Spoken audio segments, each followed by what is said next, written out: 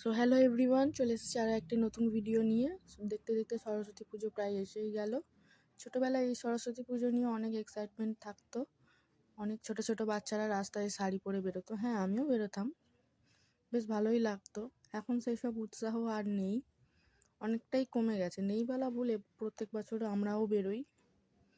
দেখো এখানে পাখির বাসাও আছে। আসলে গাছটাতে দুটো পাখি করা হয়েছিল, একটা পাখি করতে এত সময় লেগে গেছে যে আরও একটা পাখি করার মতো সাহস হয়ে উঠছে না, তাই খুলে দিয়েছে পাখিটা। এখন আমাদের প্রচুর মাটির কাজ যেহেতু বাকি, আর হাতে সময় খুবই কম। আর এটা দেখো একটু পরের অর্ডারটা নেওয়া হয়েছে, তাই এটার এখনো অনেক কাজ বাকি। এটা বাইরে আছে, এটা ওইগুলোর থেকে একটু বড়, প্রায় 6 ফুটের। আর এই দেখো এইদিকে ঠাকুরগুলো তো তোমাদের সাথে দেখানো হয়নি কোনো দিনই, আজ দেখাচ্ছে। এইগুলো দেখো, এই ঠাকুরটা কিন্তু তৈরি হলে বেশ ভালোই লাগবে। আর এই যে ছোট ঠাকুরটা দেখছো, এটা আমার ঠাকুর, মানে আমি বাড়িতে পুজো করি, কিন্তু এর দুটো আঙুল আপাতত ভেঙে গিয়েছে, আবার নতুন করে করতে হবে, কিছু করার নেই।